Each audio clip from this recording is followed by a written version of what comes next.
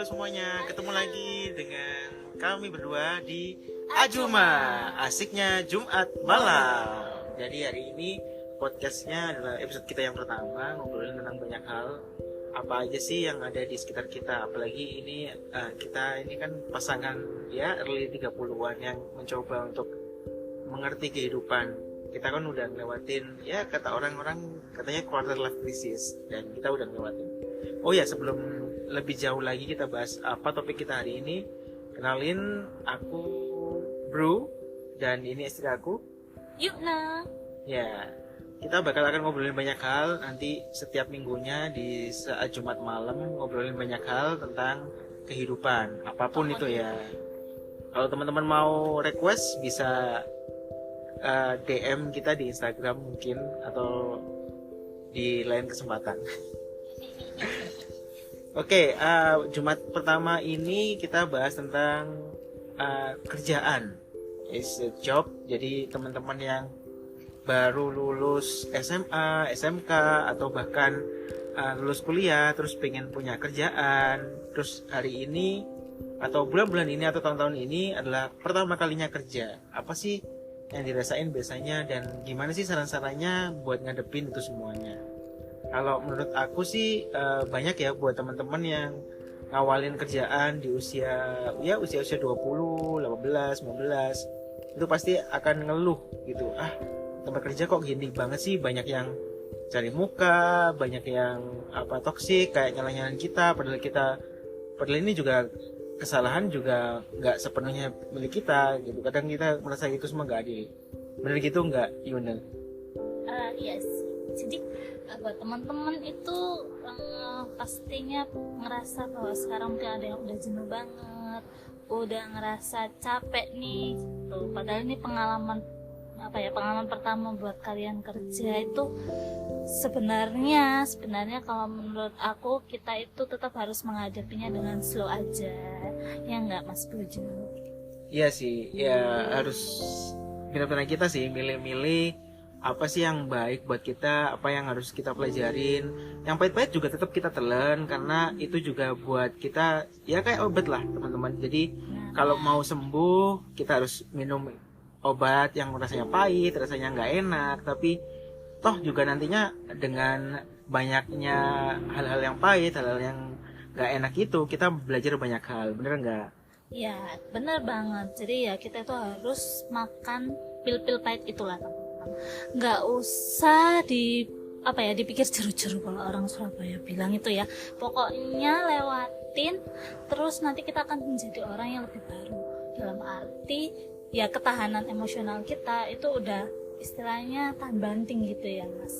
Iya sih ya, di satu sisi karena tahan banting itu kita juga bisa adaptasi dengan situasi yang bagaimanapun itu kita mudah gitu. Even kita di dunia nyata aja ya teman-teman ya, teman-teman kan udah ngerasain gimana nggak enaknya di sekolah, banyak tuntutan ini itu, banyak pekerjaan rumah, banyak tugas-tugas, banyak ujian. Itu kan juga bagian dari gimana kita di-shape oleh sebuah sistem dalam kehidupan kita, namanya pendidikan, untuk jadi seseorang atau ditempa ya. Bahasanya ditempa jadi orang yang bagus, jadi orang yang baik. Ya sama kayak besi lah. Semakin dia panas, semakin mudah ditempa dan semakin terbentuk dengan bagus. Ya enggak? Kayak keris juga gitu loh. Setuju banget. Ya. Selain itu biasanya di tempat kerja ada apa aja ya selain orang lingkungannya toksik, atau orang anak-anak zaman sekarang gitu ya, lingkungannya toksik, terus orang-orang yang cari muka, lingkungan toksik ya. Terus habis itu apa lagi? Mungkin atasan gimana kita harus menghadapi atasan yang entah itu cerewet, atau mungkin dia tuh selalu ngasih kita pekerjaan yang super banyak. Nah gimana tuh ya? Oh ya, kadang pengalaman pernah ngajarin saya ya, utamanya waktu saya pertama kali kerja, it's a different thing. Ketika saya belajar di kampus, itu pelajarannya kayak gimana, ketika penerapan juga kayak gimana, itu memang benar-benar beda. Even pekerjaan my first time job itu waktu itu beda banget dengan apa yang saya dapatkan di kuliahan. Contohnya major saya ada teknik industri, sedangkan saya harus kerja jadi finance officer. Tapi itu yang membuat kita akhirnya tahu banyak hal tentang kehidupan, tentang bagaimana sih cara manage keuangan di perusahaan. Apalagi waktu itu saya kan backgroundnya memang beda dengan finance officer, tapi dengan di situ saya juga dapat banyak tugas. Untungnya waktu itu atasan saya itu sangat banyak membantu saya, apalagi untuk belajar tentang basic finance. Kemudian sambil mengalir banyak pengalamannya di share juga ke saya, apalagi beliau adalah orang memang basicnya adalah finance ya, accounting gitu sih. Gitu. Jadi memang pekerjaan pertama nih, kalau yang kalian pertama kali nih ya kerja, terus aduh ini nggak sesuai dengan pekerjaan impian nih, terus nggak sesuai jurusan aku dan segala macem, ya nggak apa-apa ya teman-teman, kita harus jalani. Karena aku pernah dengar sih ya dalam suatu seminar, apa yang terjadi dalam hidup kita itu bukan suatu kebetulan, tapi memang karena sudah dirancang.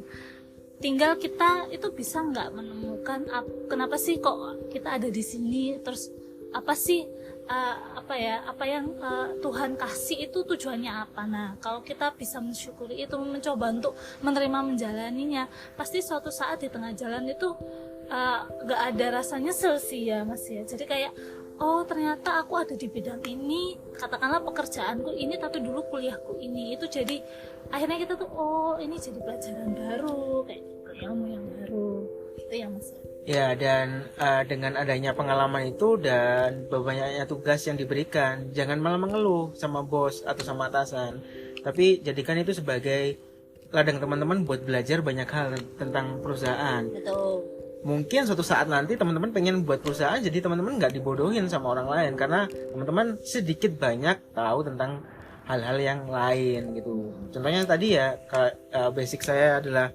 industrial engineering, tapi saya harus belajar di finance dan accounting. Jadi banyak hal yang saya dapatkan bagaimana cara manage, even itu bisa saya implementasikan juga dalam kehidupan gitu. Jadi dapat nilai plus lah. Sambil kita kerja digaji, kita dapat pengalaman baru, dapat impian, dan dapat apa ya, sesuatu yang teman-teman nggak dapetin di kampus atau di sekolahan waktu SMA atau SMK. Jadi teman-teman ya sebisa mungkin idealisme itu dibuang jauh lah untuk pekerjaan pertama. Beberapa orang terkenal pun juga di step awalnya mereka bukan apa-apa, karena mereka mampu bertahan di situ, belajar banyak hal dari situ dan dikembangin seperti itu sih. Sama sih, aku juga nih teman-teman, aku basicnya anak IPA, tapi tiba-tiba waktu kerja tuh jadi ya admin finance, terus admin penjualan, itu sama sekali nggak dapat waktu kuliah ya. Tapi seiring waktu ada rasa seperti rasa syukur gitu. Oh aku bisa lebih tahu tentang banyak hal, maksudnya ada ilmu baru. Ya ilmu-ilmu itu yang ya sekali lagi ya nggak kita dapetin di bangku sekolah maupun bangku kuliah ya. Dan itu juga nge-shape teman-teman atau membentuk teman-teman jadi pribadi yang selalu ingin tahu. Itu yang pertama, haus ilmu ya teman-teman. Jadi yang pertama itu jadi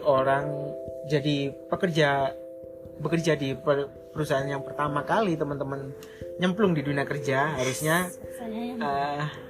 harusnya teman-teman kayak haus akan ilmu itu tersebut. Jadi nggak usah pilih-pilih, udah jalanin aja. Even kok nggak sama sih sama jurusanku, kok tempatnya gini, kok terlalu banyak begitu, teman-teman malah nggak belajar apapun dari kehidupan.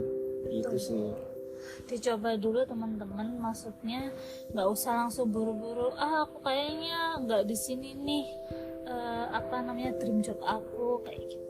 Coba dulu lah 2-3 tahun lah ya menurut aku. Setelah itu kalau teman-teman memang pengen cabut dari kerjaan, ya monggo. Karena dengan teman-teman kalau cuma pengalaman baru 3 bulan 4 bulan terus cabut, kayaknya perusahaan lain pun akan menilai teman-teman ini nggak profesional. Tapi cobalah bertahan, terus gali ilmu sebanyak-banyaknya dari tempat kerja teman-teman sekarang gitu ya sih.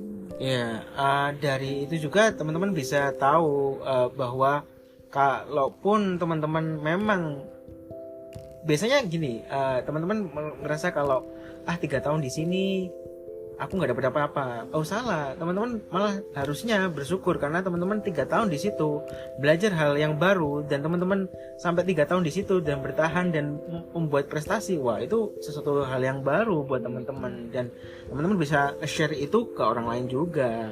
Pengalaman-pengalaman dan experience itu memang berharga buat teman-teman ke depannya. Kalaupun mau ya seperti apa yang Yuna bilang ya, kalau teman-teman mau pindah atau shifting karir sekalipun harusnya minimal 3 tahun lah. 3 tahun teman-teman baru bisa ngerasain, oh ini memang berdampak besar, oh ini memang skill aku, atau sekarang ini adalah apa yang aku pengen tekuni gitu dalam dunia karirku. Even dunia karir dan passion teman-teman beda, it's okay, kenapa enggak? Kalaupun teman-teman bisa dua-duanya, kenapa harus satu aja gitu? Fokus pada satu boleh, memang harus, tapi kalau bisa banyak hal kenapa enggak gitu kan? Iya betul, aku juga setuju. Jadi katakanlah passion teman-teman sekarang bukan pekerjaan teman-teman, tapi bisa teman-teman mulai mencoba, katakanlah passion teman-teman ini motret. Ya coba aja itu jadi side job, siapa tahu itu juga menjadi pendapatan tambahan gitu ya sayangnya. Iya, pendapatan tambahan juga lumayan sih, dari di samping kita punya penghasilan utama dan penghasilan tetap dari satu perusahaan, kita juga punya side job atau yang sesuatu yang benar-benar kita pingin nih, kita jadiin passion. Tapi ingat satu hal, kadang mindset kita tentang passion itu malah mengkotakkan kita pada pekerjaan ini nggak sesuai dengan passion aku. Harusnya nggak kayak gitu ya teman-teman, tapi passion tetap harus jalan, pekerjaan ya let's do it gitu, karena kita juga butuh uang ya untuk hidup, jadi kita juga butuh pekerjaan juga teman-teman gitu ya. Benar sekali ya, jadi jangan pernah patah semangat ya teman-teman. Terus intinya ya haus akan ilmu, jangan pernah patah semangat, jalanin aja the first job teman-teman, dimanapun itu, bagaimanapun, mumpung masih muda, teman-teman masih bisa menggali potensi yang ada dalam diri teman-teman. Dimarahin pasti, semua orang, even orang-orang penting di dunia ini pasti pernah dimarahin oleh atasannya, pernah dikritik, pernah terpuruk, pernah dicemooh mungkin. Nah ya, dicemooh oleh orang teman-teman di kantor, atau bahkan dapat ejekan yang lebih gitu. Tapi ya that's life gitu, teman-teman nggak boleh patah dengan hal-hal yang kayak gitu terus nyerah dengan kehidupan gitu, janganlah ya. Jangan kita jadi orang itu apa ya, kalau dibilang lembek itu apa ya, maksudnya nggak bisa survive gitu ya, karena pasti semakin nanti teman-teman bertambah usia, maksudnya ujian kehidupan kita itu bukan akan makin sedikit tapi akan makin banyak. Jadi mulai sekarang tuh kayak ya itu tadi, kita harus apa yang memang itu harus aku hadapin. Semua permasalahan itu pasti ada solusinya, pasti ada jalan keluarnya gitu. Ya, dan benar ya kata istri saya tadi ya, kalau kehidupan itu semakin ke atas semakin susah. Buktinya aja kita analogikan sekolah ya. Dari SD soal matematikanya 1+1, 2+2, tapi ketika SMP udah mulai perkalian bahkan pembagian, kemudian SMA udah mulai logaritma. Nah, hal-hal seperti itulah yang dinamakan adalah kenaikan tingkat, atau di mana kita menganggap sebuah masalah itu akan sama dengan level kita, karena ya itulah kehidupan gitu. Jadi Tuhan itu tahu bagaimana kita ngehandle masalah itu. Jadi jangan pernah putus asa dengan apa yang diujikan ke kita. Even itu adalah atasan kita, even itu adalah ya orang-orang terdekat kita, yang ya melalui mereka kita dapat ujian sesuatu dari mereka, kan itu hal yang harus kita hadapi juga gitu. Itulah yang dihadapi oleh orang-orang di quarter life crisis ya, apalagi di usia-usia 20-an awal ya sampai 25, 26. Itu hal-hal yang sangat ya krusial ya. Ketika kamu bisa survive, teman-teman bisa survive, teman-teman bisa kuat, nanti kedepannya bakal ya tetap ujian itu berat, cuman teman-teman bisa dengan apa ya caranya bisa menyelesaikan dengan dan mencari solusinya. Istirahat tuh nggak apa-apa teman-teman, maksudnya jangan berhenti, istirahat boleh.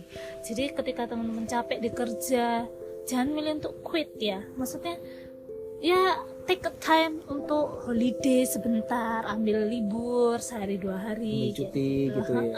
Maksudnya istirahat aja gitu. Karena memang kita itu ada memang di momen-momen tertentu itu kayak ini titik terendah kita deh, maksudnya aduh aku kayaknya bener-bener capek sama ini semua. Wajar tapi ambil waktu kita juga untuk istirahat, menenangkan diri, relax, olahraga atau apapun, melakukan hal-hal yang teman-teman suka ya. Nggak harus mungkin oke lah nggak suka berpergian, tapi bisa ngambil apa yang memang disukai ya. Ya jadi ya kayak tadi ya, kayak apa passionnya adalah motret ya, teman-teman luangin lah waktu-waktu luang setelah pulang kantor atau Sabtu Minggu weekend gitu atau minggu, teman-teman bisa lah untuk ngeluangin buat hobi atau passion teman-teman. Jadi kayak motret tadi bisa teman-teman hunting atau apapun itu ya, atau gabung komunitas juga mungkin bisa ya.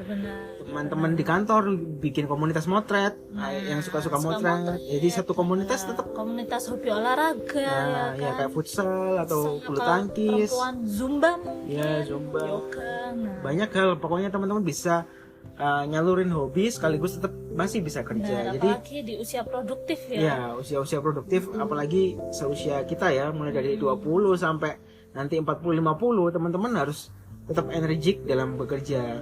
Ya, memang sih kadang itu banyak hal ya, banyak tantangan ya, apalagi deadline menumpuk, kemudian banyak permintaan dari atasan, kemudian teman-teman kantor yang juga nggak support kita gitu kan, itu wajar ya. Kalaupun juga teman-teman masalah kadang aku masalahnya nggak cuma di kantor tapi di rumah juga ya, memang agak berat ya teman-teman. Maksudnya kita akan dihadapkan oleh ujian kehidupan itu kadang nggak cuma satu arah tapi dari berbagai arah ya, bisa keluarga, bisa itu tadi dari kantor, bisa dari mungkin pacar ya, banyak lah. Tapi tetap teman-teman jangan pernah down, jangan pernah merasa sendiri, karena teman-teman tuh nggak sendiri gitu kan. Teman-teman bisa rilis gitu, rilis stresnya dengan hal-hal yang memang teman-teman senengi gitu. Nggak harus aku pengen menyendiri gitu. Kadang ya kemana itu tadi kata suami aku, bahwa temukan komunitas yang dimana teman-teman tuh suka dunianya gitu ya. Ya dunia itu yang teman-teman harus tetap kejar. Jadi ya kalau bisa selaraskan ya antara kerjaan teman-teman, hobi teman-teman, terus ya kesibukan itu harus jadi satu gitu. Jadi manajemen waktu. Ya harus time management teman-teman bisa benar-benar ngerubah teman-teman jadi ya is life a work balance. Kalau kata orang, kalau kebanyakan orang berpikir bahwa work life balance itu harus ditemukan, enggak, teman-teman harus work life balance harus diciptakan. Jadi jangan nunggu nemuin tempat ini baru kita, maksudnya kerjaan ini kita baru bisa ngerasain work life balance. No, work life balance itu harus diciptakan. Jadi teman-teman dimanapun tempat kerjanya, bagaimana cara teman-teman ngehandle itu semua menjadi work life balance. Jadi gitu ya. Betul, setuju. Jadi bukan kita cari kalau kita pindah kerja ke tempat sana, jadi ini dong, jadi apa aku bisa work life balance karena kerjaannya cuma gini. Nah itu kalau orang Jawa bilang sawang sinawang teman-teman, belum tentu.